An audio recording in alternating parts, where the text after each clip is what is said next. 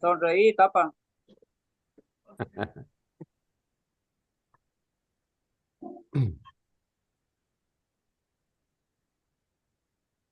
Como siempre, de eso se Bien, bien. trata hoy. Mm. Por eso siempre digo yo que quiero ser como vos cuando sea grande. Y ¿Con bueno, pelo? ¿Con pelo? ¿Con pelo o sin pelo? Sin palabras, eso dejo a la imaginación. Pero por supuesto con algunas joyas más, ¿eh? eh, no voy a contestar. San Martín presente, aguante San Martín, mira. Ah, Bien, bien, bien. Ya van a entrar los chicos de San Martín, Sapeña,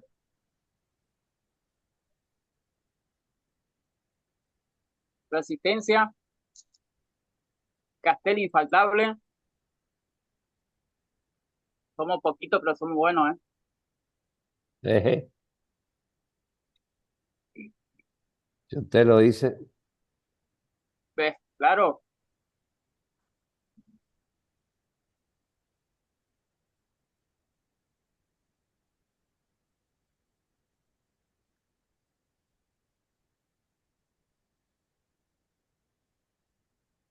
Hoy voy a hablar un poquito nomás, tapa. Mm, No parece quiero muy hablar bien. casi, Cuando porque usted si no, quiera. no sé si empezamos ya o esperamos hasta el cuarto. Yo por el invitado, porque por ahí tampoco lo vamos a tener hasta la madrugada, ¿no? No hay No, no, no. problema. Seguro debe tener un vaso por ahí cerca. Yo veo libros nomás, ¿eh? A no ser que esté atrás del libro. Yo No, lo arrancaría, tengo acá. yo arrancaría, porque la convocatoria a las 21, son 21:11, creo que 10 minutos, pero Vamos, decida usted. vamos, vamos. Bueno, en primer Dale. lugar, agradecer a Dios porque nos da la oportunidad esta. También a Gustavo porque aceptó la invitación. También al Tapa Darío Edgardo Gómez, nuestro presidente del comité, por invitarlo a él. También quiero agradecer a mi grupo de trabajo, en el grupo Puente, a algunos compañeros también del Consejo de Internos de la provincia del Chaco. Yo soy miembro. Y agradecer, por supuesto, al Pampa que está predispuesto a todo, siempre ahí atento, siempre dándonos las manos, abriendo los brazos para que nosotros usemos ahí la plataforma de ellos y todas sus conexiones, las comunidades que ellos tienen. También quiero agradecer al grupo en general, los que van a estar en esta noche, los que van a participar. Y como le decía René al Tapa, no quiero hablar mucho, quiero darle la palabra al Tapa, quiero hacer la invitación, la presentación y la introducción para que luego comparta Gustavo. Así que, Tapa, adelante. Muy bien, gracias Jorge. Este, bueno, primero que nada, Gustavo me preguntaba y voy a empezar al revés. Eh, Voy a comentar el origen, digamos, de esto. Eh, Como mencionaba Jorge, en Chaco tenemos un consejo interno que está compuesto por delegados de las distintas unidades, digamos, y por lo general hay una reunión por semana de manera virtual, obviamente. En Chaco hasta ahora tenemos permitido la telefonía, hay una ley que restringe, pero se sigue usando porque no pudieron avanzar en la quita. Así que eso permite una comunicación bastante permanente entre todos nosotros. Y en esa charla estábamos discutiendo distintas situaciones y hay uno que hizo un comentario sobre la resistencia en el contexto de encierro y bueno, yo me mandé un chiste y comenté lo que era la experiencia de la risa no se rinde. Pregunté si alguno había conocido, no conocían acá el tema del trabajo sobre los 70 Entonces le comenté, Gustavo, lo que había trabajado, eh, y ahí empezaron a plantear que sería muy interesante charlar con vos, que la verdad que no se imaginaban, digamos, si bien por supuesto que a diario los compañeros hacen uso de esto, el contexto es distinto, digamos, han pasado más de 40 años, casi 50 años, digamos, del golpe militar, y bueno, hay varias generaciones en el medio. Y así que ahí surge, me piden que te contacte y ese es el origen un poco de esta charla, digamos, ¿no? Y para entrar ya y dejarlo al invitado, eh, simplemente compartir que, bueno, Gustavo es hijo de Héctor Pierola y Amanda Mayor, son 6 hermanos, Álvaro, Fernando, María Luz, Cristela y Emilce. El hermano de él, Fernando, es uno de los asesinados en lo que se conoce como la masacre de Margarita Belén, el 13 de diciembre de 1976, acá en Chaco. Lleva el nombre de la localidad cercana, digamos, donde ocurrieron los hechos. Y bueno, a partir de los 80 Amanda, su madre, y con todos los hermanos y después los nietos, cuando empezaron a crecer, hicieron un proceso de búsqueda en Chaco y Corrientes sobre todo. Esa búsqueda llevó a hacer una cantidad de reuniones, entrevistas con muchas decenas y decenas de personas, y Gustavo, que lo tenía bien escondido, iba siempre preguntando y agarraba la pluma y cómo fue esto y cómo hicieron y qué no hicieron y con quién hablaron. Eh, Era básicamente, si me permiten, un hincha pelota, digamos, no. O sea, realmente cada que hacíamos un preguntón, digamos, ¿no? De manera continua. Y el tipo había sido que estaba armando sus borradores, habló con muchos compañeros, les propuso la idea y salió después con los años una primera edición de esto de Humor como resistencia, la risa no se rinde, que no es ni más ni menos que, eh, digamos, expresar a través del humor, a través de la risa, un mensaje político de esa hermosa generación del 70 que peleó por una patria, con igualdad de derechos, con justicia distributiva, etcétera, etcétera, y que la han pasado y la han pagado muchos con su vida y otros con otro tipo de consecuencias.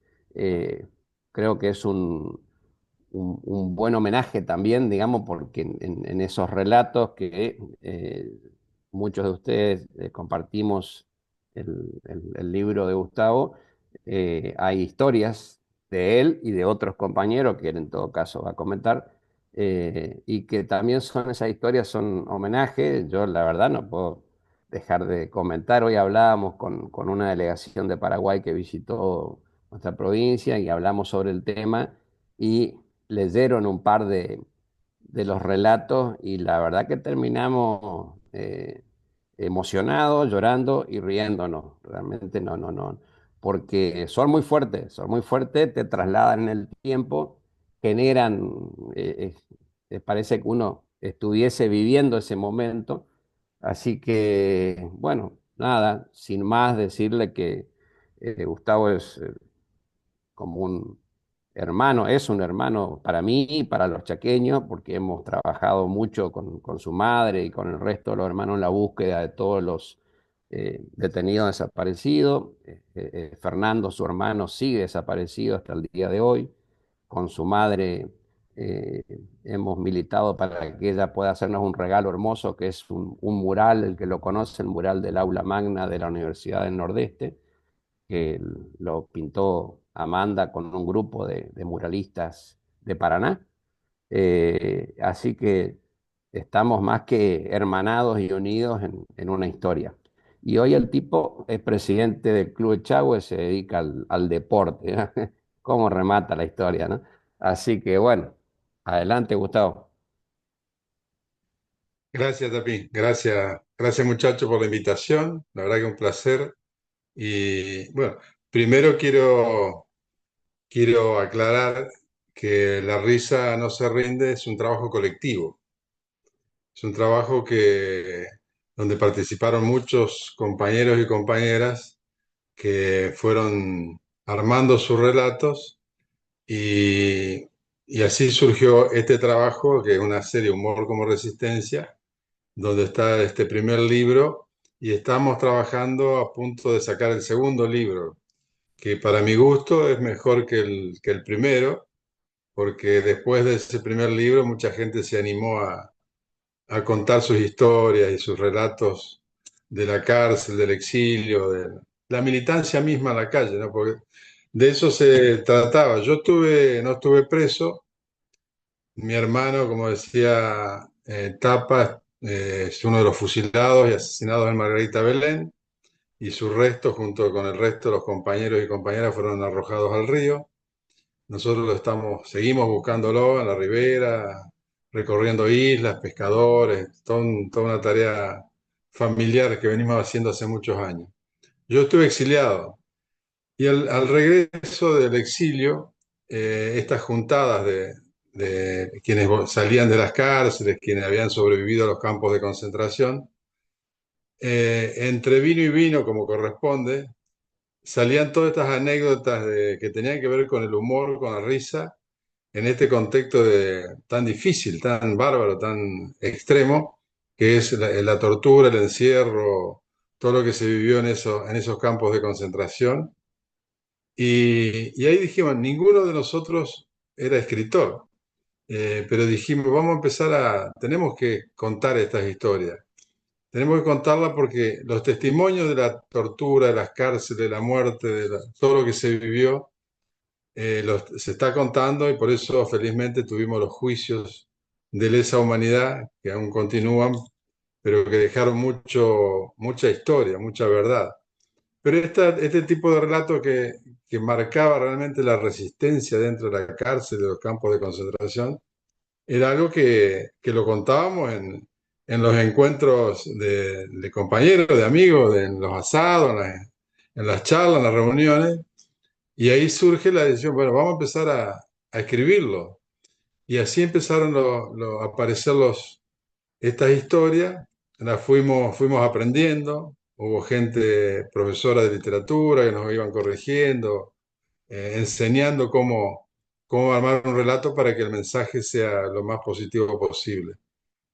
Después fuimos descubriendo que en otros lugares iban surgiendo nuevos libros, que no eran específicos de este tema del humor como resistencia o la resistencia en las cárceles, en los campos de concentración, pero sí había relatos. Entonces fuimos también recopilando de esos libros, de esos trabajos, y armando todo lo que es un trabajo colectivo y un archivo que esté relacionado con ese tema, de por qué la resistencia, la risa en la cárcel fue realmente una gran herramienta para sobrevivir a todo lo que se estaba viviendo en ese momento.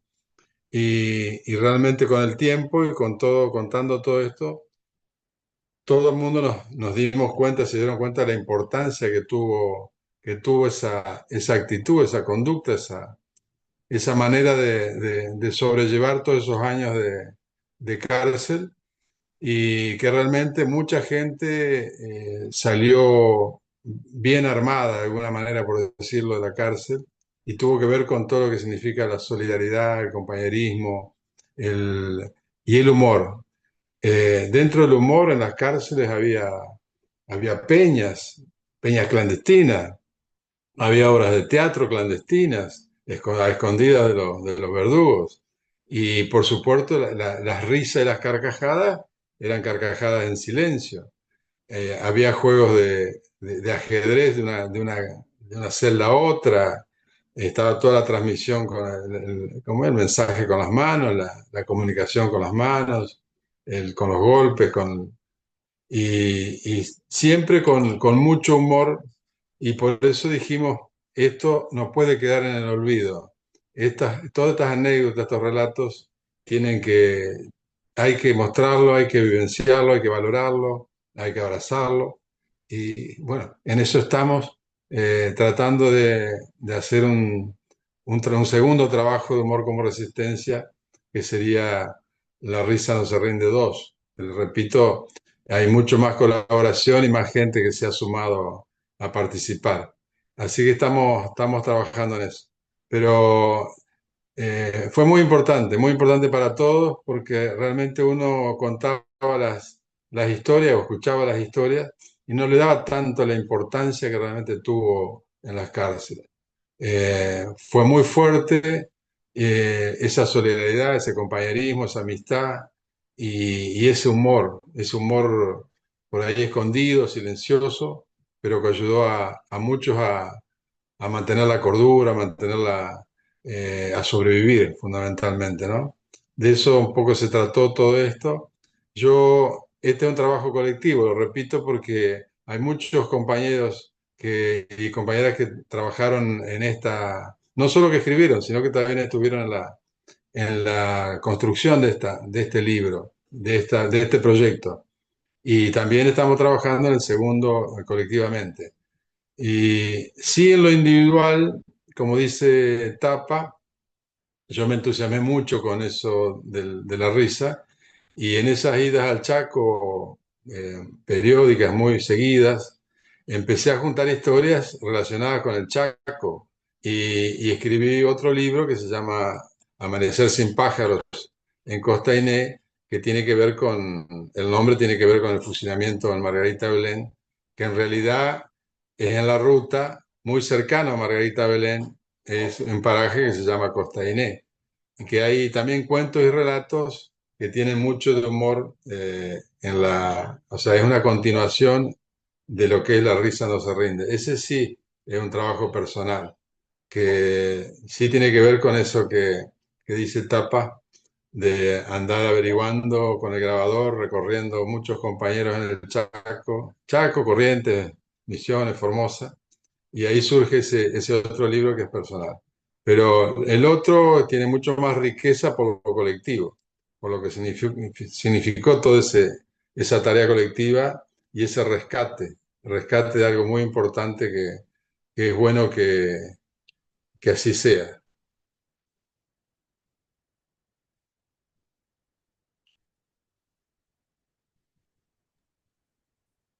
Bueno, Gustavo, no sé si alguien quiere hacer alguna pregunta, conocer algo, como les parezca. Gustavo es medio corto, se habrán dado cuenta, digamos, ¿no? Así que hay que sacarle en tirabuzón, digamos. Para charlatar estas botas. Pero Hay ahí el, dos manitos levantadas. Sí, ahí le di la palabra a Ani. Hola, ¿qué tal? Buenas noches, ¿cómo les va? Nada, pensaba mientras que hablabas, Gustavo, de esto de lo similar a buscar la herramienta esa de la risa, lo similar que tiene a La vida es bella, ¿no? Y esto de, es un lado, es un costado diferente de ver de ese momento que pasaron y algunos lo pudieron superar y otros no, ese momento de horrible, ¿no? Y de oscuridad, ¿no? Y que pudieran juntarse y rescatar desde la risa, o desde el teatro, como contabas vos, eh, algo tan, o sea, es como dentro de todo es como pensar que de repente tuvieron sus espacios felices, pequeños, ¿no? Dentro de ese mundo horrible que les tocaba pasar. Así que nada, tipo reflexión lo mío. No era por ahí para preguntar, pero bueno, gracias. Gracias por esa recopilación. Gracias porque bueno, es algo desconocido. Yo, nada, era chica, pero viví la época del proceso y sé todo lo horrible que se vivió, así que nada, gracias.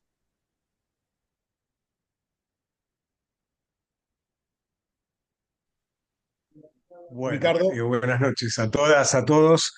Eh, bueno, gracias Gustavo por la presentación. No, me hiciste acordar, mientras te escuchaba, eh, tengo mucho más presente como tema de resistencia, algo que se trabajó mucho antes de lo que nos tocó vivir a nosotros, que fue la época del Holocausto, durante la Alemania nazi. Y hay un trabajo, me viene a la memoria dos cosas. Un trabajo de Jaya Ostrovsky que se llama así, Si no nos hubiéramos reído, nos hubiéramos suicidado, que es una recopilación de chistes que hacían en los campos de concentración nazis, eh, que les permitía de alguna manera, lo que ella cuenta en el libro, es muy similar a lo que vos contás, ¿no? Cómo de alguna manera poder reírse o poder burlarse o poder hacer humor eh, frente a algo que es insoportable, eh, nos ayuda a sobrellevar. Y después hay un trabajo también, que ahora no me acuerdo del investigador, tengo el nombre medio borroso, que se hizo en la UNSAM, en la Universidad Nacional de San Martín, exactamente siguiendo esta misma línea, digamos, que investigaron el tema del humor durante el Holocausto. Lo digo porque quizás son parte de la fuente que vos utilizaste y si no las conocés, está buenísimo para ponerlos en común. Pero eh, digo, me parece siempre el humor, la risa, el juego, la complicidad, la ironía, la sátira, ¿no? Siempre es como un camino, digamos, para poder resolver esas tensiones de lo insoportable, ¿no? De la opresión. Así que gracias primero por compartirnos tu experiencia y quizás, no sé si el público que nos acompaña está de acuerdo, quizás que contaras un poquitito más de qué pasó en Margarita Belén, porque quizás los más jovatos tenemos más conocimiento y los más jovencitos tienen mucha menos idea de qué va. Así que nada, muchas gracias. Bueno, sí, no leí esos trabajos, pero realmente sería interesante. No sé si estarán en internet para poder llegar a ellos, para poder, porque estamos De haciendo la ese UNSAM, segundo. mira, el de la Ajá, UNSAM está en internet, si querés yo después se lo paso a Pampa y te lo hago llegar, y el otro perfecto, está solamente en inglés y en libro, bien, el de Ostrovsky. bien. Preguntabas por Margarita Belén. Antes, Margarita Belén, bueno, fueron presos. El caso de Fernando, mi hermano, él es de Paraná, se fue a estudiar arquitectura y empezó a militar en la JUP, en la universidad, después en la JP y terminó en Montoneros. Él, él es detenido en octubre del 76 en Misiones, ya estaba clandestino desde el 75, ya con la AAA atrás y bueno. Y es detenido junto con María Julia Morresi, su compañera, su esposa. Y bueno, fueron llevados concentrados. Una noche del 12 de diciembre del 76, donde se prepara toda esta masacre, que fue muy bien, muy orquestada por el ejército y la policía chaqueña, con por supuesto la veña de la Junta Militar y todas las cúpulas. Se retiraron presos de la U7 y de la casa, lo que es la Casa de la Memoria, que es la Brigada de Investigaciones, se concentraron allá en la Alcaidía. Eh, esa noche fueron muy torturados en el comedor y fueron trasladados, hubo un simulacro, una farsa de un traslado de presos de resistencia a Formosa. Y ahí trasladan 13 detenidos lo cual es toda una farsa, ya fueron muy torturados, se cree que algunos de ellos ya fallecieron ahí en el comedor de la alcaidía, eh, y armaron como que fue una emboscada para liberarlos ahí en la altura del kilómetro 1043 creo que es, ahí cerquita de Margarita Belén, y bueno, ahí fueron fusilados cobardemente, pero sabemos que también llevaron de la Liguria, llevaron de varios lugares de Corrientes, varios detenidos que estaban detenidos desaparecidos y los concentraron a todos en la ruta. Así que no fueron solo 13 los oficialmente trasladados en ese de la Alcaidía Formosa, sino que ahí concentraron más de 30 detenidos y detenidas y fueron salvajemente asesinados ahí en la ruta. Algunos de ellos fueron llevados al cementerio y entregados a sus familiares. Fernando figuró como prófugo, a nosotros nos llegó como que figuró como prófugo junto a 5 de los 13 oficialmente nombrados, 5 como prófugos. Uno de ellos aparece al tiempito, unos días después, muerto en Posada. También toda una farsa armada. Fernando nunca apareció, lo seguimos buscando. Sabemos que después de eso los llevaron en una lancha de prefectura y los arrojaron al río. Nosotros no creíamos en esa versión hasta que se confirmó cuando en Empedrado había unos enterramientos NN de gente que venía flotando en el río. Y bueno, fue el equipo argentino de antropología forense, se los identificó y dos de ellos fueron asesinados ahí en Margarita Belén. Con esa información, nosotros como familiares, como familia, un hijo mío fue a vivir por casualidad ahí a Empedrado y hizo un trabajo muy fuerte entre los pescadores, isleños, eh, gente vieja, pescadores, recopilando información, datos e investigando. Y muchos sí, vivieron aquel momento de muchos cuerpos arrojados que pasaban por el río. Muchos de ellos los rescataron, los llevaron a prefectura y también fueron verdugueados, por decirlo de una manera, porque la idea era que los dejen seguir flotando. Con la panza cortada y los dedos cortados, porque no había ADN en aquel momento. Y después que eso pasó con algunos de ellos, que prefectura los metió presos a los pescadores por haber llegado, después de eso muchos los enterraron en las islas, en las costas. Y bueno, el río, ustedes saben lo que es el río, sube, baja, es muy difícil la fisonomía del río. Pero bueno, hemos hecho trabajo de investigación y bueno, seguimos buscando los restos de Fernando y de los otros compañeros y compañeras. Pero en ese resumen, Margarita Belén fue una farsa de traslado, un fusilamiento masivo y una desaparición masiva de cerca de 20 militantes políticos. Es un poquito Margarita Belén. Yo volviendo al tema les quería leer si me permiten, un párrafo que va a estar en el segundo libro, que es un escrito de- que lo pone Osvaldo Bayer, pero es un escrito de una reflexión de Rosa Luxemburgo en 1917 desde la cárcel, que dice así: ayer estuve pensando, qué extraño es que viva en una constante embriaguez de alegría, sin tener por cierto ningún motivo. Ahora, por ejemplo, estoy en una celda oscura, recostada en un colchón duro como piedra, y alrededor mío, en la prisión, reina el constante silencio de los cementerios.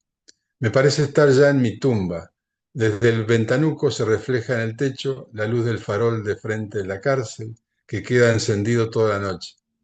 De tiempo en tiempo se oye el lejano tableteo de un tren que pasa, bien cerca, debajo de la ventana, el carraspeo de un guardia que en sus pesadas botas hace un par de pasos para mover las piernas. La arena cruje con tanta desesperanza bajo esos pasos que expresan en la noche negra y húmedo todo el vacío y la impotencia del destino. Y yo estoy aquí, envuelta varias veces por ese manto negro de las sombras, el hastío y la esclavitud del invierno, y mi corazón palpita en una incomprensible y desconocida alegría interior, como si estuviese caminando por un prado en flor bajo el sol resplandeciente. Y sonrío en la oscuridad de la vida, como si supiera algún secreto mágico que desmienta toda la maldad y la tristeza y la convierta en luz y felicidad. Quería leerle esto para que vean el sentimiento de ella en un momento también que tiene que ver con lo que veníamos hablando hoy, ¿no? La, yo creo que tiene mucho que ver con los objetivos y la esperanza de vida que tenía en ese momento esa militancia. Eh, todo ese humor como resistencia, esa solidaridad, es porque había toda una formación política muy fuerte y una esperanza de un cambio y que la cárcel era un momento nomás de esa militancia y que había que aprovecharlo para formarse. Había formación política, había escuelas de diferentes matemáticas, química, geografía, enseñaban a leer y a escribir a muchos compañeros y compañeras que no sabían. Bueno, la cárcel se aprovechó para eso, ese compañerismo, esa solidaridad ayudó a sobrevivir a mucha gente.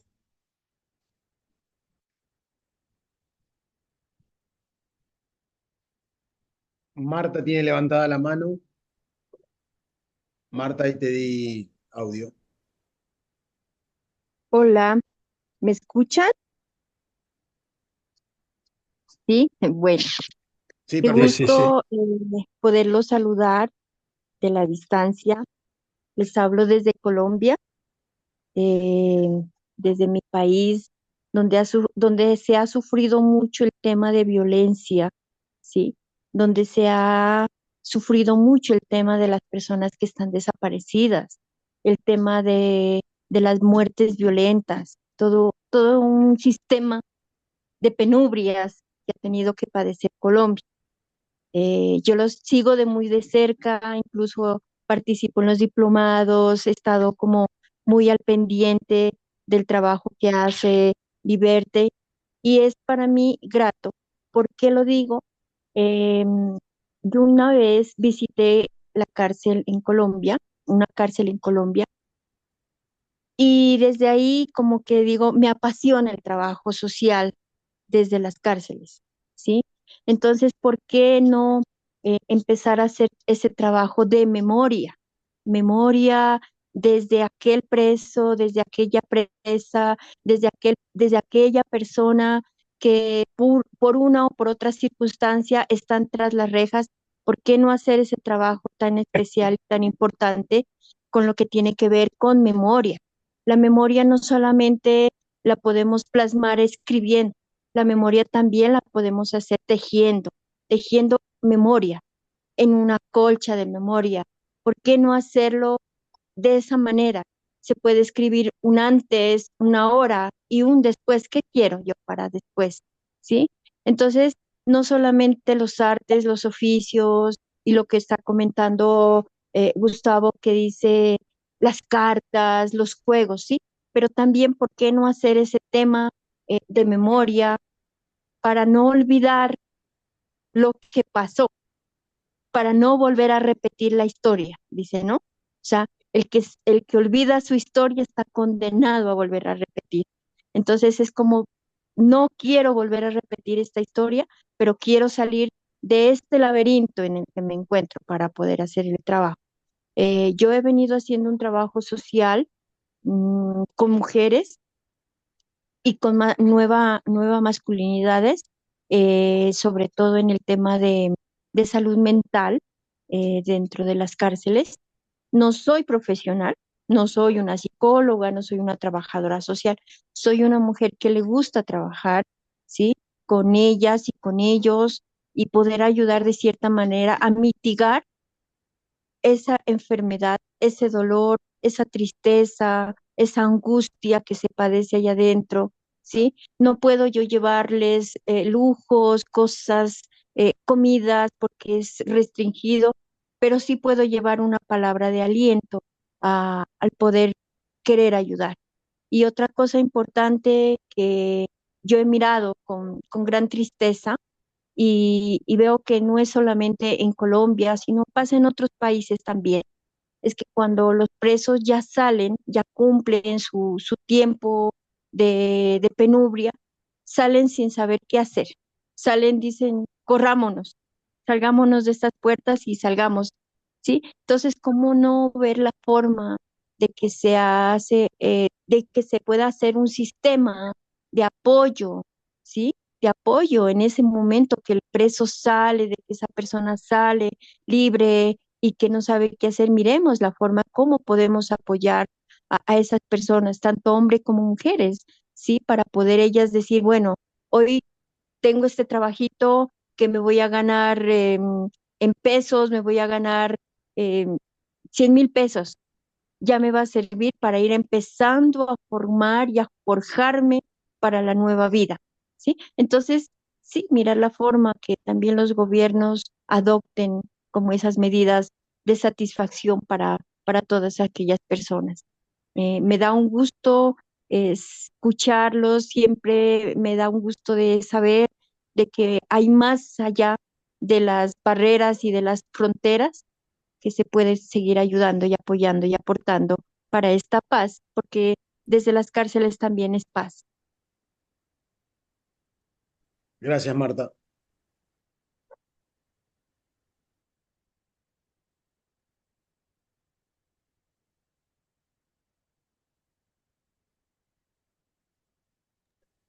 Yo Pueden encontré el trabajo, perdón mi insistencia, pero encontré el trabajo este que te decía, que se llama, les voy a leer, Reír o no reír, humor redentor y el holocausto. Es de la UNTREF, perdón, no es de la UNSAM, es de, el investigador se llama Lior Silverman. Así que te lo paso por Pampa para que te lo hagas llegar. Dale, muchas gracias. No, por favor, un gusto.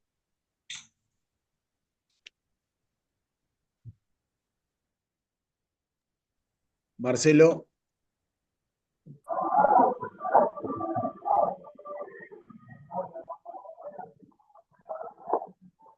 Hola, buenas noches. No sé si me escuchan bien. Bueno, yo soy una persona que partida de libertad también. Yo llevo muchos años Marcelo, detenido. si te puedes acercar un poquito más al micrófono. Un segundito. Buenas noches. Disculpen, tenía los auriculares y no se escuchan bien con los auriculares. Ahora sí, Les decía que yo soy una persona también que lleva muchos años detenido. En este momento ya llevo 18 años de esta condena. Muchas veces nosotros hemos encontrado a través del encierro, ¿cierto? Como dice el compañero, poder soportar todo lo que nos pasa mientras estamos privados de libertad es fundamental, porque si no nos volveríamos locos. Creo que las actividades que se realizan a través de eh, obras de teatro o de humor o participar, qué sé yo, así sea en clases para aprender a tocar la guitarra, nos saca un poco del encierro y, y nos ayuda a mantenernos cuerdos. Eso es lo principal.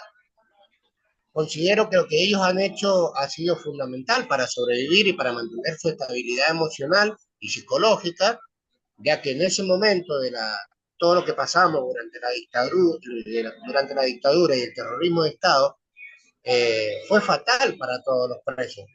Eh, el odio, el racismo que genera la gente, como los medios televisivos a veces o actualmente, yo he visto que publican cualquier cosa errónea, pero con tal de discriminar a...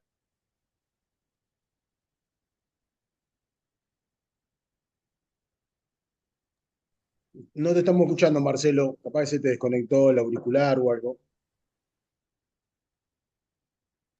Ah, no, lo perdimos, Marcelo, me parece. Se ha desconectado.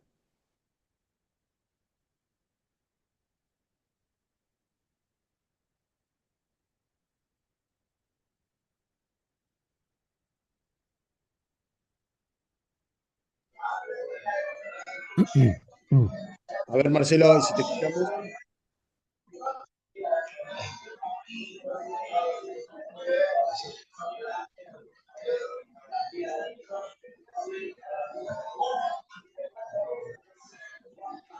Disculpen, se me cortó la señal, por eso se me fue el audio. Nosotros para mantenernos acá, lo que decía es que tenemos que buscar la forma de sobrevivir y mantenernos cuerdos, porque si no vamos a terminar más que en una cárcel, en una institución psiquiátrica. Las instituciones carcelarias de la Argentina tienen más de 200 formas de torturas psicológicas que nosotros vemos, a través de las chinchas, a través de verduguear a la visita, a través de el hacinamiento, la confinación en los calabozos o buzones, como le dicen, en distintas provincias. Nos vuelven locos. Las cosas que nos pasan, que nosotros luchamos para salir adelante o para poder reintegrarnos a la sociedad, no tenemos apoyo. Acá las OTC no funciona, que debería ser el organismo técnico criminológico encargado de apoyarnos cuando salimos en libertad o cuando vamos a pedir un beneficio como salida transitoria, incorporarnos en una empresa, trabajar, darnos trabajo en alguna área. Todo nos tira en contra y por más que demos lo que demos, pongamos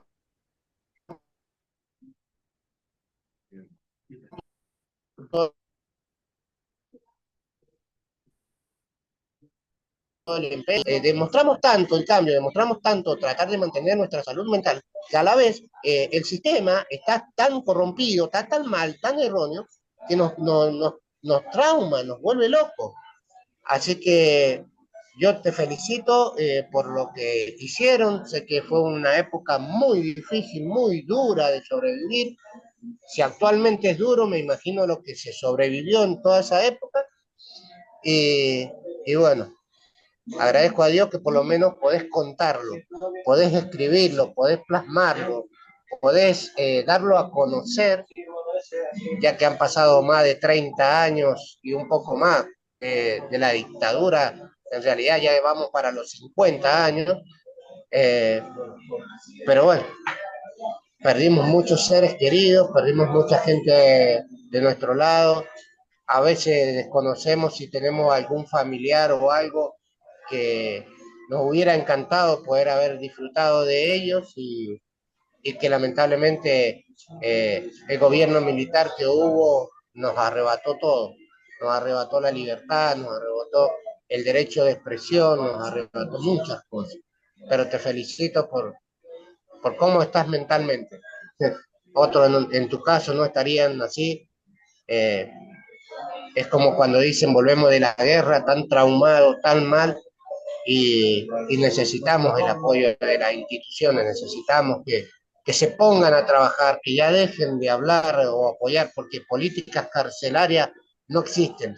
Lo único que existe es tortura, castigo, represión, y mientras más te puedan dejar en cana, mejor es, porque el sistema penal vive de los presos, ganan a través de los presos, lucran a través de los presos. Y mientras más gente tiene empresa, más ganan y más se meten a los bolsillos y la gente pierde su entera libertad, totalmente, de todas. Ya no es lo que dice la Constitución del derecho ambulatorio, no, perdemos todo.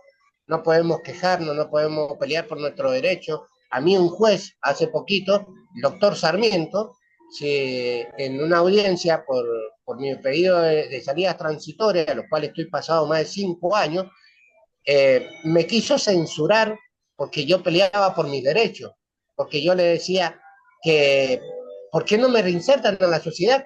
¿Qué justificación van a tener? Entonces, ya perdimos todo. Y lo único que nos queda es mantenernos estables mentalmente lo más que podamos. Seguir trabajando y seguir luchando, ya no por un beneficio, por poder querer irnos a nuestras casas, sino para salir sanos de acá, lo más sano posible. Y no tan destruidos como nos destruye el sistema. Gracias, ¿eh? Gracias, Marcelo. Ahí te doy la palabra, Pamela.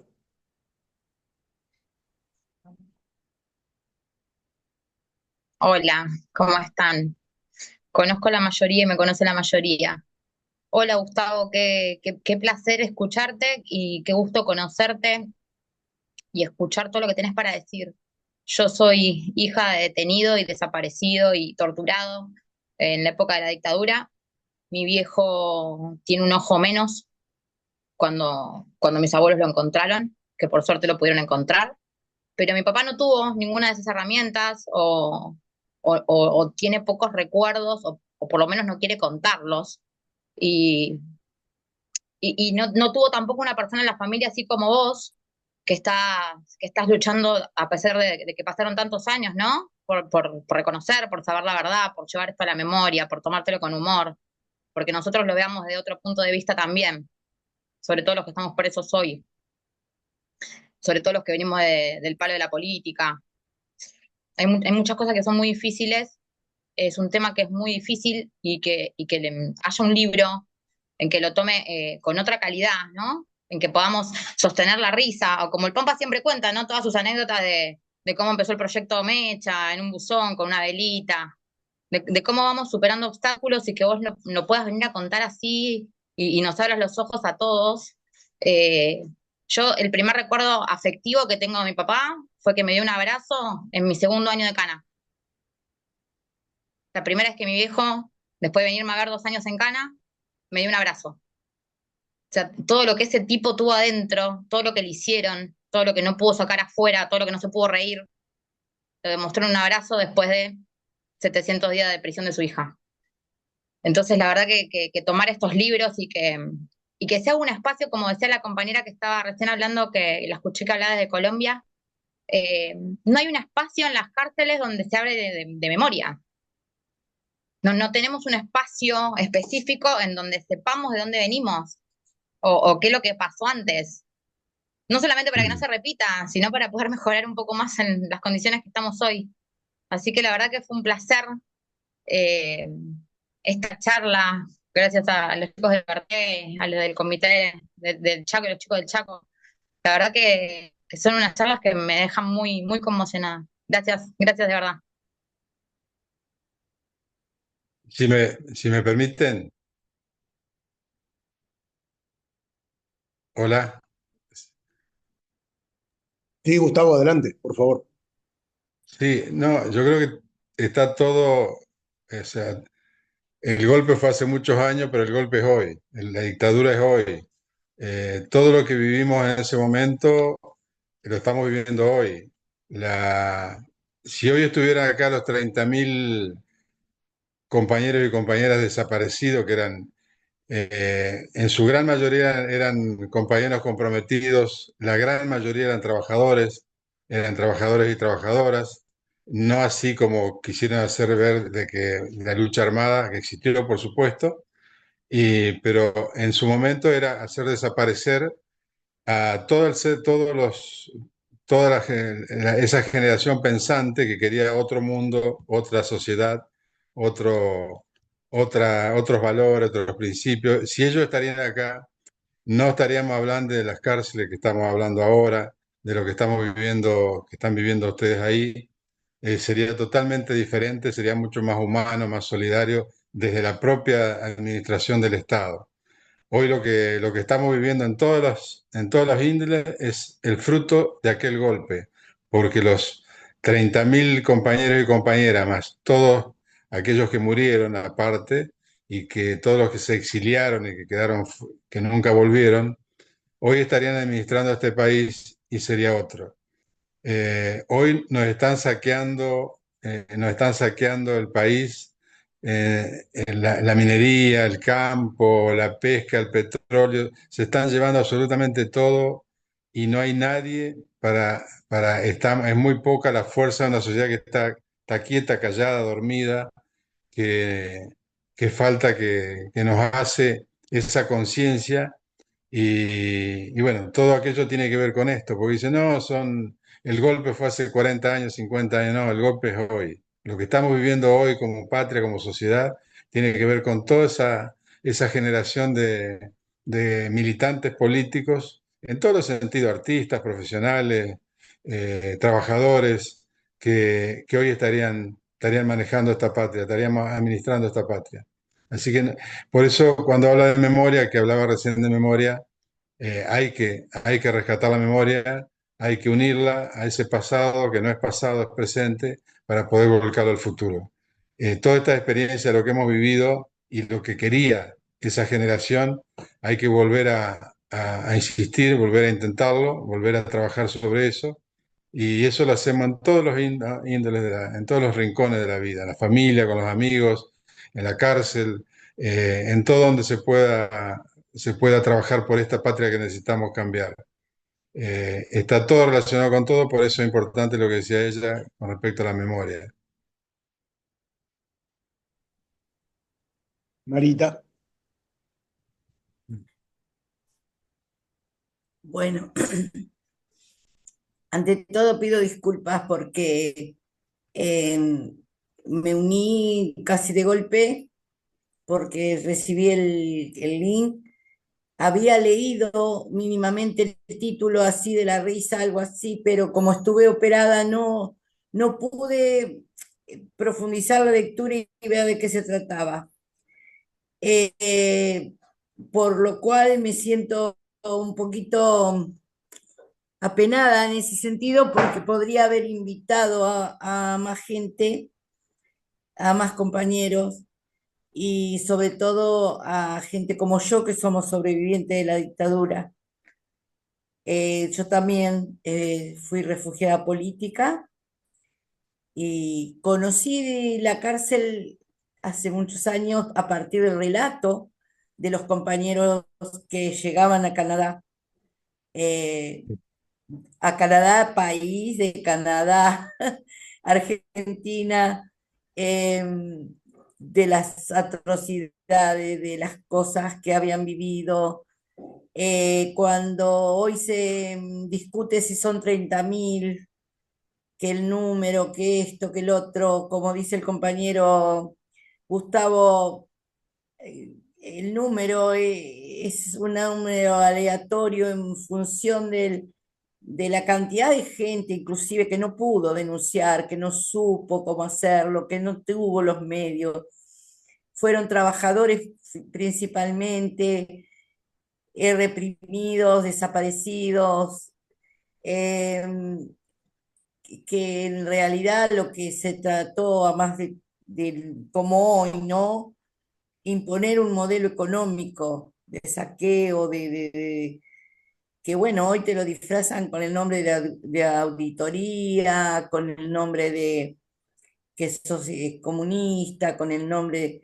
Y las personas que tenemos algunos años como haber vivido ese periodo tan terrible, eh, vemos cómo se ha retrocedido tanto en cuanto también a los objetivos de la lucha.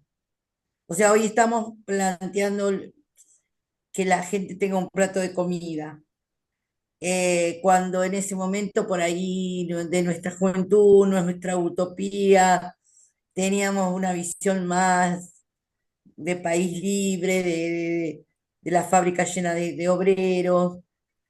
No sé, yo le puedo decir en La Plata, los trabajadores de YPF, de Petroquímica Mosconi, de los lugares que bajaban, parecían mareas humanas, luchando por su puesto de trabajo, por mejores condiciones, pero con salarios que eran dignos.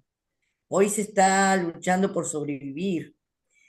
Entonces, digamos, me parece muy atinado esto que están planteando de recuperar esa memoria.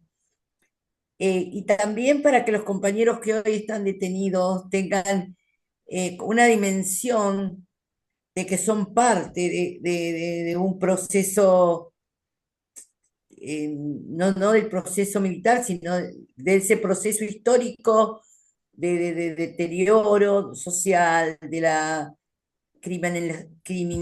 criminalización de la pobreza, de la marginación, de la falta de oportunidades.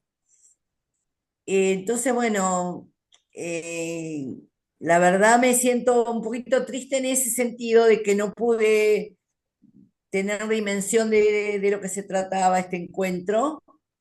Si bien han sido todos los viernes muy ricos, porque hubiera invitado a más gente y me parece muy, muy, muy interesante, muy valioso. Agradezco plenamente la capacidad que plantea de resiliencia, de más que nada de transformar lo la tragedia, el dolor en cosa superadora. Eh, yo, como dije, conocía la cárcel por el relato, conocía la cárcel por apoyar a las personas detenidas en ese momento, por trabajar en el exilio con las personas que iban llegando. Y cuando entré por primera vez en Argentina, hace 12 años, 14, a una cárcel, el impacto fue brutal. Brutal porque en mi registro y en mi memoria estaba ese relato, esa historia, ese saber que ahí habían estado compañeros. Y bueno, y cada uno de esos detenidos que me encontré, que eran personas del pueblo, con sus errores o sus virtudes, pero que estaban purgando una condena, de alguna manera eran esos compañeros.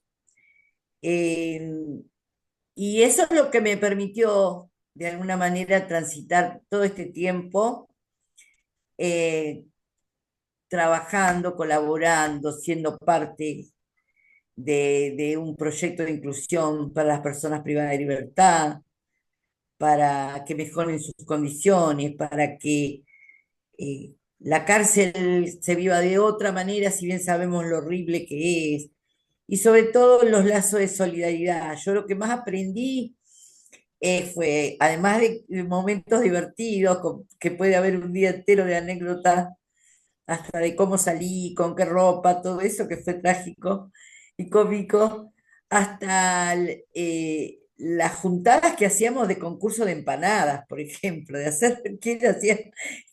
Por ahí, como yo que no tenía mucha experiencia de hacer empanadas, y se me pegotearon todas el primer día que las hice. Eh, o, por ejemplo, le he dicho la solidaridad sobre todo, cómo nos conteníamos, cómo ayudábamos a nuestros hijos, cómo, sobre todo en un país como Canadá, unirnos con chilenos, con otros latinoamericanos y poder también recuperar nuestra lengua para nuestros hijos.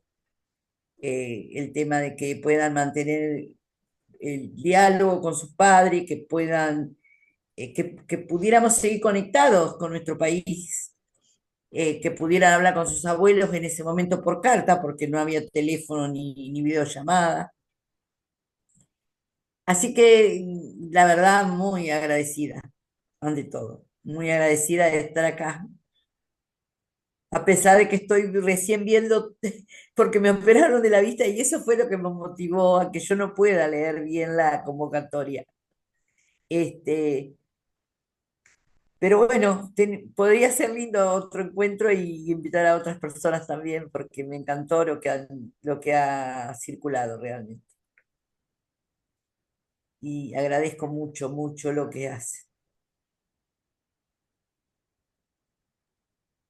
Gracias, Marita. Gracias.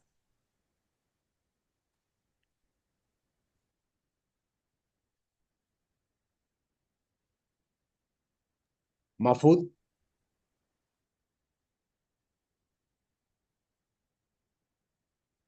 no se escucha.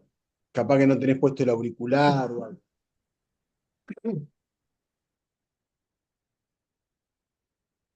Estás muteado, creo.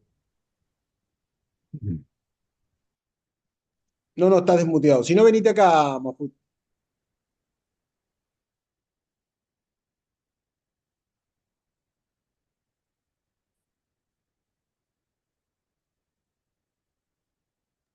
Ahí viene Mafud. Le dije vení como si, pero sí, porque está acá en el mismo pabellón. Era real. O sea que estaba en Es la un sexta. vecino. Sí, sí, sí, ahí viene, ahí viene, ahí viene. Estaba acá un par de cuadras.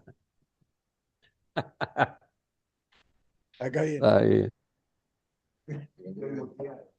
No tenés desperdicio.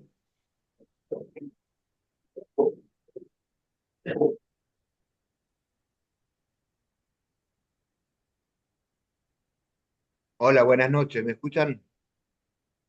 Sí, sí. Bueno, Sí, señor.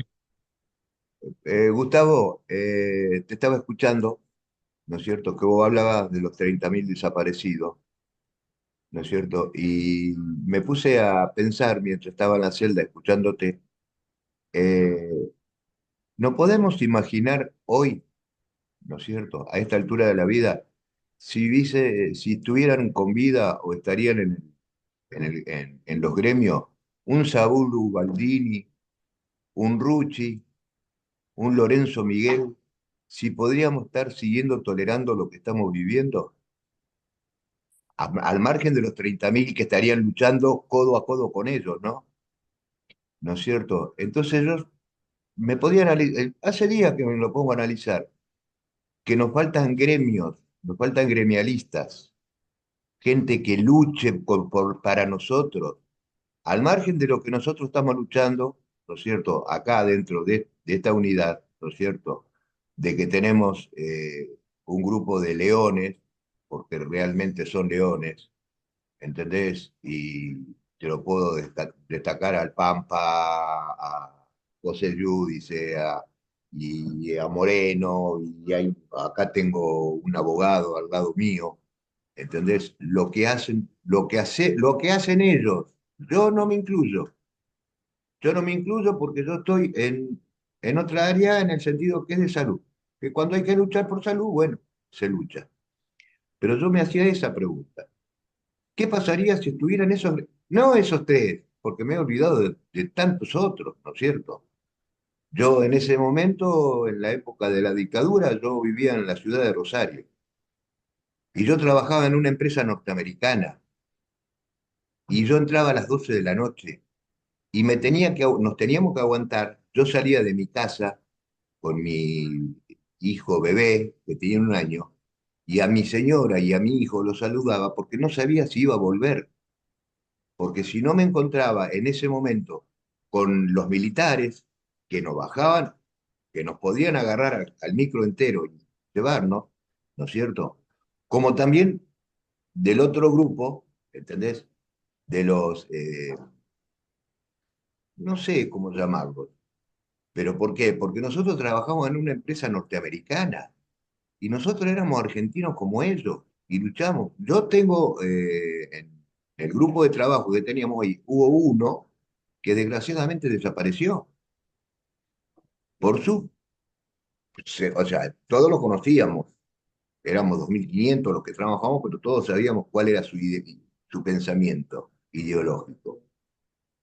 Y entonces, y una y otra vez algo, me vuelvo a hacer esa pregunta, ¿viste? Nos están faltando referentes, pero no referentes políticos, referentes gremiales, porque vos, como la mayoría de nosotros, vemos los noticieros y vemos lo que está haciendo este gobierno contra los gremios, contra los empleados, con las amenazas. Primero porque no saben nada de política desde ya, ¿no? Eso olvidemos, no. Estos cayeron, no sé si los mandó quién, los mandó acá y a gobernar, ¿viste? Pero no tienen la más mínima idea de lo que es la política. Pero nos faltan gremios, que se unan los gremios, que nos unamos todos los argentinos, los que no pensamos como ellos. Ustedes habrán visto un video que sea ahí, que uno que por WhatsApp le escribía a uno y no sabía que estaba ahí a tres asientos atrás de él. Y cuando lo reconoce, cuando él lo conoce, le dieron, lo identificaron, ¿no es cierto? Fue y se le hizo, y fue, perdónenme la expresión las damas, ¿no? Pero fue un verdadero cagón, porque son guapos a través de esto. Y nosotros tenemos base, nosotros tenemos gente que luchamos. Acá luchamos. Pampa a su manera de luchar, el abogado a su manera de luchar, los dos referentes del pabellón a su manera de luchar, ¿entendés? Por nuestra tranquilidad. Nosotros hoy, reconozco, yo hace 6 años que estoy en este pabellón, y te digo, y es una inmensa alegría estar en este pabellón, porque los otros, la mayoría de acá que estamos, conocemos lo que es. No sé, creo que hay uno o dos que no saben lo que es los otros pabellones. Nosotros lo hemos vivido en carne propia. Nosotros ahora somos, o sea, partimos de una base. Nos respetan porque respetamos, ¿entendés? Cuando hay cosas que hay que defender, las defendemos. Entonces, yo lo que quería eso, me quise desahogar. Perdónenme si soy reiterativo, si soy muy pesado, pero quiero reconocer, llevo 8 años preso. Yo a los 66 años caí preso y todavía tengo un tiempo largo. Creo que nos vamos a ir con Pampa juntos, ¿no? ¿No es cierto? Pero no importa, pero yo me siento bien porque sé de que estamos luchando con un objetivo para todos, pero no para este pabellón, para todo el pabellón, para todo el penal. Así que eso es lo que les quería comentar. Muchas gracias y discúlpenme el aguante. Yo creo que de eso se trata cuando hablamos de lo que tenemos que hacer como sociedad, la lucha de todos en cada lugar donde estamos, en la familia, con los amigos, en el pabellón, en la escuela, en el club, en el sindicato. Lo que decía de los sindicalistas es muy claro, tiene que ver con el 60% de los desaparecidos y muertos en dictadura eran obreros, trabajadores, miembros de comisión interna, delegados de fábrica. Mataron lo más combativo, lo más progresista que teníamos en la sociedad. Todo eso hay que volver a repensar, hay que luchar en cada uno lo que pueda, donde esté, pero fundamentalmente es la suma de conciencia, que es lo que ha fallado en todos estos años a nivel de sociedad, a nivel de gobierno. Es no generar conciencia de patria, conciencia de nación. Yo le doy un ejemplo, tenemos un río Paraná. Nosotros, yo vivo en Paraná y, bueno, vos hablabas de Rosario recién. En toda la cercanía de Rosario hay cerca de 10 puertos extranjeros. Hay puertos suizos, hay de Suiza, norteamericanos, ingleses, franceses, chinos. Por ahí salen todas las riquezas nuestras sin ningún tipo de control. Nadie los controla. Se llevan todas las riquezas, los recursos naturales se los están llevando ahí, ni hablar de trata, de contrabando, de etcétera. Eso no hubiera ocurrido, no ocurriría en otros momentos como hablamos hoy, con una dirigencia como había en aquellos momentos. Hoy eso es fruto de la corrupción apátrida, de los cipayos que tenemos hoy administrando este país. Y Milei, que no es poder, el gobierno, el poder no lo tiene Milei, pero sí está haciendo todos los deberes que le pide el poder. Hoy están entrando, eh, el imperio extranjero está entrando por todos lados sin tirar una bala, sin levantar una espada, y no hay quien, no estamos como sociedad defendiendo todo eso. Creo que cada uno desde su lugarcito de lucha, de trabajo, hay que generar conciencia de lo que está pasando, cómo nos están robando nuestra patria. Día a día lo vemos en todos los aspectos. Y bueno, es importante lo que ustedes están haciendo ahí en la cárcel, generar conciencia, generar solidaridad, generar proyectos de sociedad nueva. Y eso tenemos que hacer todo en lo que nos toque. Pero tenemos que seguir. Yo creo que siempre digo, hay un río subterráneo de mucha gente que está trabajando y que no la vemos porque los medios de comunicación hegemónicos no lo transmiten, pero hay mucha gente, muchos compañeros, mucha patria trabajando por retomar aquellos caminos de una patria mejor, de un mundo mejor. Y bueno, hay que seguir peleando, hay que seguir luchando, muchachos. Bueno, nada, en principio agradecerle de poder participar en este Zoom, ¿no? Es la primera vez que tengo la oportunidad de poder estar con ustedes. Yo me llamo Roberto, mi apellido es Del Buono, y llevo más de 40 años en este sistema, aunque les parezca mentira, o sea, entre salidas y entradas, ¿no? Y tuve la oportunidad, desgraciadamente, de conocer la cárcel en el año 78 en Bahía Blanca, en Villa Floresta. Me acuerdo como si fuera ahora, en una cárcel que la mitad estaba dividida de presos políticos en donde a la noche se escuchaban las ráfagas de ametralladora. Tengo raíces montoneras en mi familia porque a mi prima en la ciudad de La Plata, en el bosque principalmente, la fusilaron debajo del puente. Hay una casa que los que son de La Plata lo deben de conocer. Ahí murió ella y el esposo y quedó con nosotros el hijo de ella, Pablito, que con una granada le amputaron las manos, ¿no? Un francotirador disparó a la cabeza de ella, falleció Rosita, que el nombre de ella de guerra era la Colorada, y después lo criamos entre toda la familia. Pasé por un montón de circunstancias en detención, jamás en mi vida pensé recibirme de abogado. Me recibí de abogado en contexto de detención y me costó mucho hacerlo porque el servicio penitenciario no permitía que eso sucediera. Ser abogado y estar instruyéndose dentro del servicio penitenciario cuando yo empecé a estudiar, yo ingresé en la facultad en el año 94, era imposible. Bueno, y así fueron transcurriendo los años, de unidad en unidad, fui sufriendo diferentes clases de tortura, psicológicas, por ejemplo. Tuve que salir del servicio con un recurso de habeas corpus. No me permitían la entrada, me perseguían. Pero tuve la oportunidad de superar todas esas situaciones. Volví al servicio penitenciario y tuve oportunidad de inaugurar centros universitarios, de firmar convenios con el servicio penitenciario en la unidad número 24 de Florencio Varela, allá por el año 2005.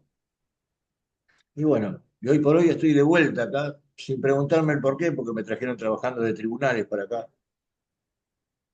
Y pienso que estas situaciones que estamos pasando nosotros ahora en contexto de encierro y estos cambios importantes que nosotros podemos lograr y las que estamos logrando, principalmente en poder convocarnos hoy y poder tener una charla de esta magnitud, ¿no? Y de tocar estos tipos de temas anteriormente no se podía. Hoy sí. Y a través de contexto de poder así comunicar, nosotros también a nuestra manera estamos haciendo historia. Respetando los mártires, ¿no? Por sobre todas las cosas, aquellas personas que empezaron a hacer lo que estamos haciendo hoy nosotros y perdieron la vida. Yo pertenezco a un movimiento social importante que son los Hogares de Cristo, no sé si alguno de ustedes los conoce. Soy operador de los Hogares de Cristo. Y principalmente en la calle nos dedicamos a tratar de socializar a la gente, ¿no? De darles una oportunidad de una nueva vida. Indudablemente hay veces que no tenemos suerte de eso porque el gobierno no nos acompaña, menos este gobierno, ¿no? Pensar que este gobierno puede llegar a acompañarnos es una locura. Tengo la suerte también que ahora en pocos días poder estar trabajando con el Pampa, ¿no? En la cooperativa. Y de ahí poder hacer un montón de cosas también por aquellas personas que realmente necesiten una mano. Pero indudablemente pareciera de que no quiere que eso sea así, tal es así que tuvimos que presentar con habeas corpus, ¿no? Para que nos permitan trabajar. Que un abogado ingrese a trabajar en libertad, imagínate que darme una computadora a mí es como antes darme una ametralladora, ¿no? O sea, convertí mi arma ahora es una computadora. Y si volvemos atrás en lo que estábamos conversando, de la risa, ¿no? De la manera de nosotros de poder llegar a mantenernos vivos, creo que es una buena forma, ¿no? De mantenernos vivos, perdón la redundancia, porque si no fuera por eso, cuando nos encontramos con nosotros mismos y encontramos que todavía dentro de nosotros mismos hay humor, es porque estamos vivos. Cuando no tengamos la oportunidad de tener una sonrisa, ¿no? De preocuparnos y tener la empatía con el otro, y de festejar una situación en grupo, es porque ya directamente no nos importa nada. Y esa alegría y esa forma de vivir, y esa forma de juntarnos y de hacer proyectos y un montón de cosas más nos da la oportunidad de sentirnos ser humanos. En donde nosotros dentro mismo buscamos dentro de nuestra misma esencia a partir del sufrimiento que estamos pasando ahora, ¿no? La soledad, la marginación y todas esas cosas que hemos pasado, que sabemos las que hemos logrado. Únicamente las personas que hemos perdido la libertad, sabemos lo que se siente en algunas oportunidades, ¿no?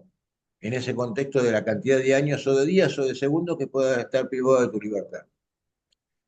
Indudablemente hay 10 millones de situaciones diferentes del servicio penitenciario, aquellas personas que tienen autoridad o que creen tenerla, pueden aplicarlas para con nosotros. Pero está en nosotros el no hacerle, o sea, hacer caso omiso a eso, tratar de alguna manera de superar esa situación Y eso, pienso que esa manera de superar la situación es juntarnos, ¿no?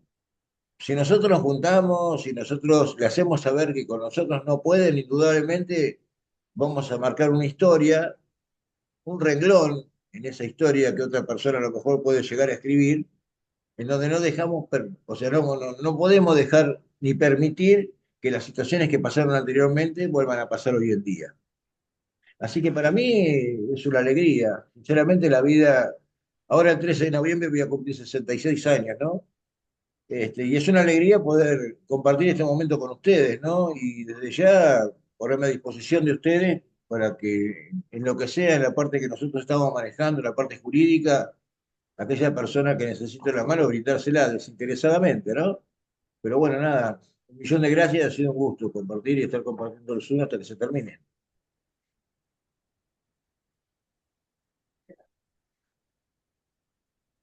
Marita.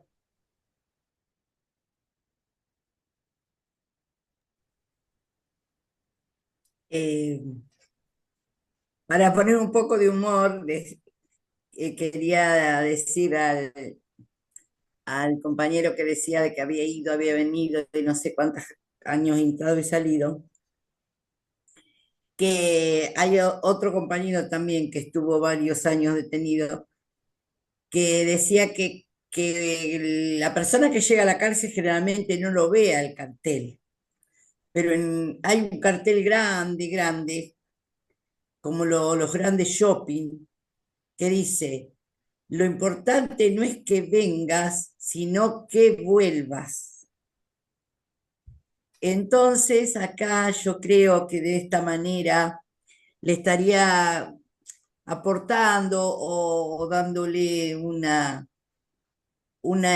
respuesta a un compañero que escribe como que se trastornó esta charla en algo ideológico, político, que creo que este espacio, desde las experiencias de cada uno, de las historias personales de cada uno, de los dolores, sufrimientos de cada uno, hacen a que pensemos en una sociedad mejor, en que justamente los que están hoy del otro lado de la reja no vuelvan a estarlo nuevamente detenidos, que cuando salgan puedan tener una perspectiva de vida mejor, y que los que estamos de este otro lado, que hoy también estamos presos de montones de cosas, de privaciones, de situaciones que no son gustosas, más allá de la idea partidaria de cada uno,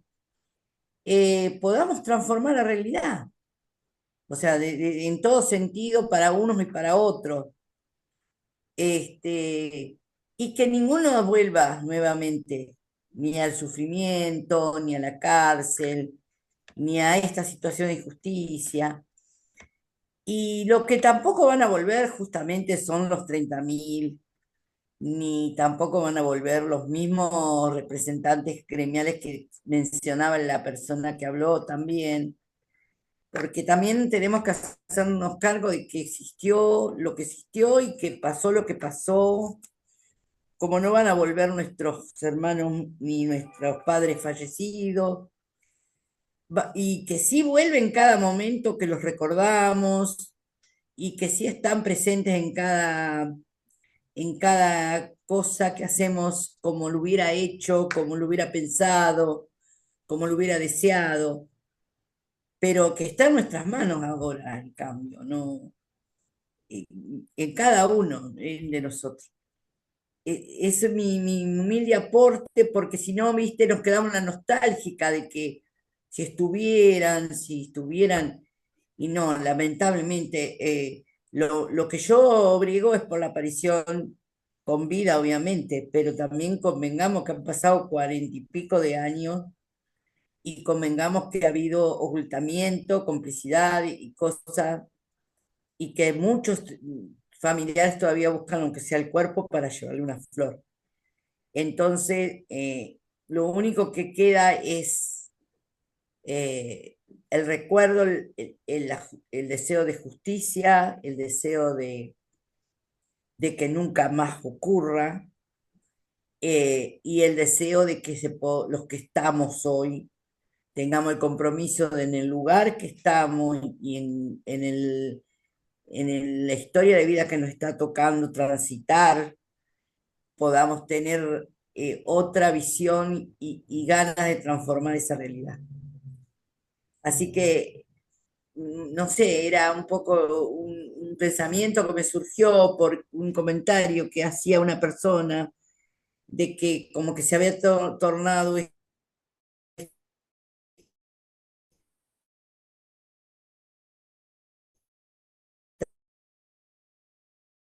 este político, y que la vida digna, las buenas condiciones de salud, inclusive de encierro, eh, yo no creo que sean discutibles. O sea, hay cosas básicas, elementales, como la dignidad de las personas que no son discutibles, evidentemente, que sí las tenemos que discutir porque piensan que no nos corresponde, pero en realidad no son discutibles desde el punto de vista humano y del otro como ser humano, del otro como hermano.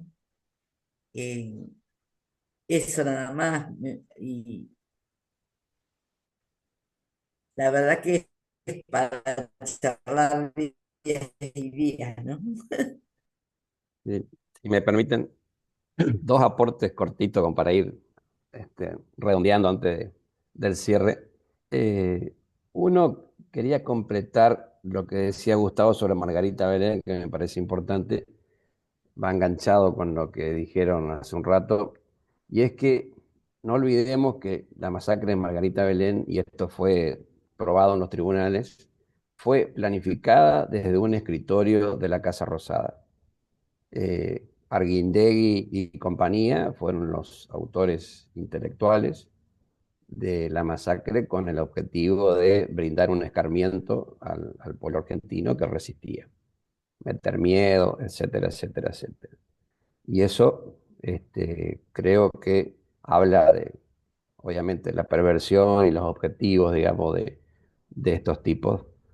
Eh, Así que me parece, en esto que decía, y voy al segundo aporte, creo que Pamela mencionó el tema de la memoria, de no olvidar para no repetir, eh, y se me presenta un querido compañero que ya no está, referente y líder indígena, artífice de la posibilidad de haber llevado adelante el juicio por la verdad de la masacre en Napalpí, que era Juan Chico, joven referente, escritor, que él siempre decía cuando charlábamos, me decía, mirá Darío, dice, no, nunca hubiese existido un Margarita Belén si antes no existió la masacre de Napalpí.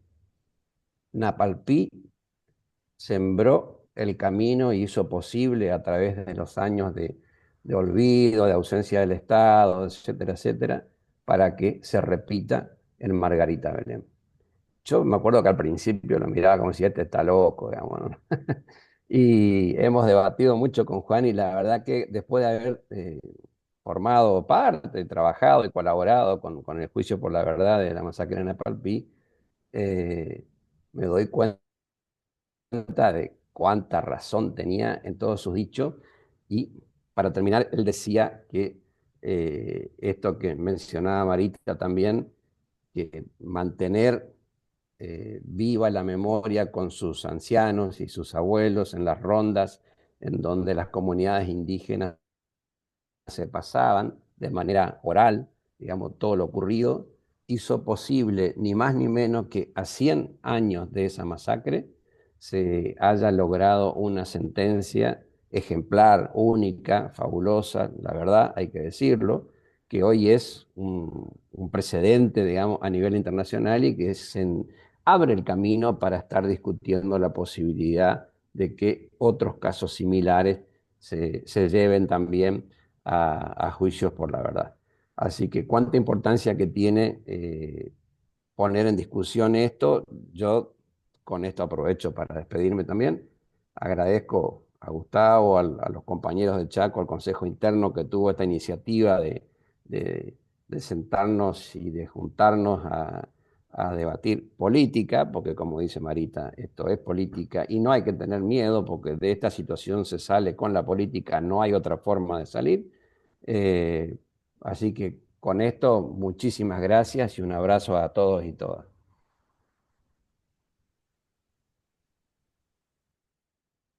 Si, si me permiten, eh, creo que es el tema de la política, el quien dice que no le gusta la política está haciendo política.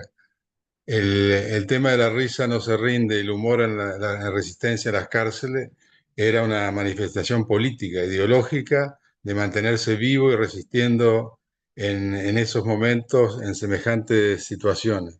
Era una decisión política, la de mantenerse vivo, mantener el humor, mantener la risa, la solidaridad, la hermandad, la amistad. Son decisiones políticas, por eso no hay que tenerle miedo a la política, como dice Tapa. La política lo único que puede salvar todo lo que estamos viviendo. Y si me permiten, ¿puedo leerle un cuentito rápido que tiene relación con del libro? ¿Me permiten? Que tiene relación, ya que tuvimos un abogado ahí, que se llama Ligas Agrarias y es de Jorge Giles. Dice así, y fue así nomás, metieron presos a casi todos los dirigentes de las ligas agrarias. Familias enteras de chacareros fueron a parar a la cárcel y ya que estamos, inauguraron los botines de guerra, llevándose de las chacras alguno que otro chanchito al que no le abrirían causa judicial ni lo acusarían de subversivo, pero eso sí, terminaría en el horno o asador de más de un milico. Algunos compañeros lo apresaron en pleno campo, a otros lo fueron a buscar a las casas que habíamos alquilado por aquellos días y a otros a una pensión familiar del pueblo. En mi caso, cuando fui para comer al mediodía a una fonda pueblerina en Villa Ángela, ya me estaban esperando con una pistola apuntando a mi cabeza. No se salvó nadie, ni los chanchos. Fue gracioso. En medio de los primeros tormentos, ver aparecer al abogado de las ligas agrarias entrando por el pasillo del penal de San Peña, donde nos concentraron. ¿Por qué gracioso? Porque él venía con un paso muy firme, con las manos atrás, como era su costumbre, de fina educación, y custodiado por dos bigotudos enormes que lucían uniforme gris de la policía provincial. Claro, la alegría fue grande para nosotros que empezamos a volar alto. Ya salimos, ahí nos mandaron el abogado para llenar los papeles y lo que tenemos que decidir es sobre la denuncia por apremios ilegales en la comisaría de Villa Ángela y si lo mandan al tordo es porque los muchachos se movieron bien. Las ilusiones que nos hicimos duraron muy poco, ya que caímos estrepitosamente desde un piso 20 de la inocencia libertaria. Vemos asombrados que el doctor Lucho Rodríguez pasa delante de nosotros sin detenerse y ni cinco de bola.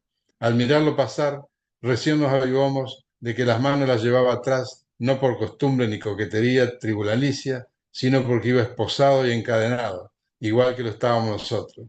El Beto Menéndez me miró y reflexionó en voz alta. Ahora sí que estamos jodidos. Hasta el abogado está en cana. Un pequeño, ya que teníamos un abogado ahí.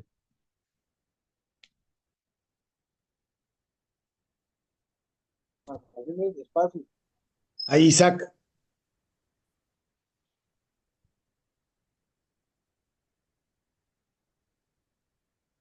Buenas noches, buenas noches. Buenas noches. Buenas noches, ¿me escuchan? Bueno, un saludo desde Colombia. Gracias por permitirme compartir con ustedes las experiencias y pues ya he estado en 4 eventos con Liberté. El doctor Raúl Cadena de la Academia Latinoamericana de Derecho Penitenciario y Derechos Humanos eh, es mi referente con ustedes, ¿no? Eh, Entendiendo lo que pasa en las diferentes prisiones latinoamericanas, eh, nuestro contexto como funcionario de custodia de vigilancia y derechos humanos, eh, hemos visto cómo la rama judicial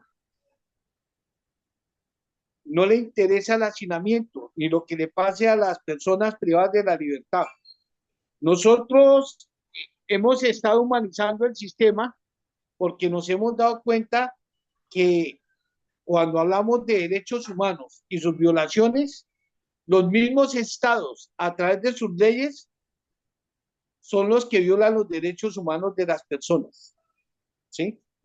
Yo pertenezco a una organización,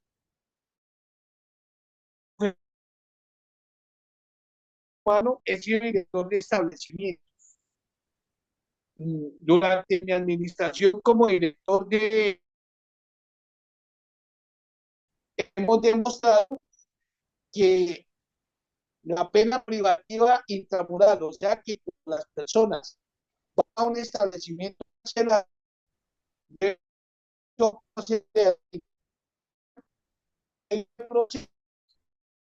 creamos escuelas de formación oral, ¿sí? Y lideramos un programa de pospenado de garantizar